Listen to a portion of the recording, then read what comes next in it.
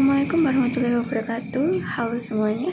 Perkenalkan, nama saya Tiara Masari dari kelas 2E Manajemen Bisnis dengan NIM 2303102091. Di sini saya akan memulai materi pengantar akuntansi yang diampu oleh Ibu Wiwin Julianti, SE, SPD, MAK. Di sini saya akan mengulas tentang materi aktiva tetap tidak berwujud. Tonton terus ya. Selanjutnya kita akan memasuki materi tentang aktiva tetap tidak berwujud. Aktiva tetap tidak berwujud itu apa sih? Nah, bagi kalian yang belum tahu, aktiva tetap tidak berwujud itu merupakan aktiva dengan jangka waktu kepemilikan yang lama tanpa bentuk fisik, tidak untuk dijual, dan sangat berguna untuk operasi perusahaan. Disebut juga dengan aktiva tetap tidak berwujud. Nah, aktiva tetap tidak berwujud itu dapat berupa paten, hak cipta, dan goodwill.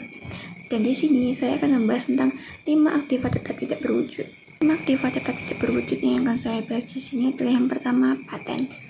Paten adalah hak eksklusif yang dikeluarkan oleh perusahaan hak paten yang memberikan kewenangan kepada penerima hak paten untuk memproduksi, menjual, dan mengendalikan penemuan untuk jangka waktu tertentu sejak diberikan hak paten tersebut. Hak paten tidak dapat diperbarui. Perusahaan hanya dapat memperpanjang umur paten dengan mendapatkan hak paten yang baru atas pengembangan dari rancangan awal. Harga perolehan hak paten adalah kas yang dibayarkan untuk mendapatkan hak paten tersebut. Nah, hak paten sendiri memiliki berbagai fungsi penting, yaitu antara lain sebagai jaminan, perlindungan hukum, menambah kepercayaan konsumen, mengurangi plagiarisme, dan menghindari eksploitasi karya. Nah, untuk contoh hak paten sendiri akan saya tulis di sini ya. Selanjutnya ada hak cipta atau copyright. Copyright adalah hak seseorang untuk menciptakan sebuah karya orisinil, untuk menyalin karyanya, atau memberikan pihak lain izin untuk menyalinya. Jika teman-teman menciptakan sebuah karya, jangan lupa perhatikan orang-orang yang akan menggunakan karya kalian. Jangan sampai mereka melanggar copyright yang ada. Copyright melindungi karya yang kalian ciptakan dari penyalahgunaan atau penjiplakan oleh orang lain. Jika ada orang yang ingin menggunakan karya kalian, kalian akan memperoleh bayaran yang sesuai dengan aturan yang berlaku. Nah, apa saja sih yang termasuk dalam copyright? Yang termasuk dalam copyright ada beberapa macam, yaitu ada buku, pamflet, dan serta karya tulis lainnya.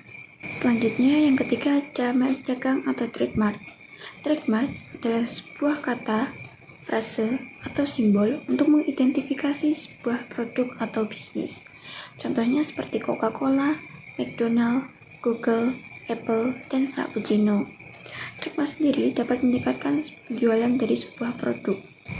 Pemilik produk dapat mendaftarkan nama-nama tersebut pada unit pemerintahan untuk mendapatkan hak proteksi atas nama-nama produk tersebut. Nah, trademark sendiri memiliki fungsi untuk menjadi pengenal dari sebuah layanan, produk, atau bisnis lainnya secara umum dimiliki. Nah, yang selanjutnya ada waralaba dan lisensi.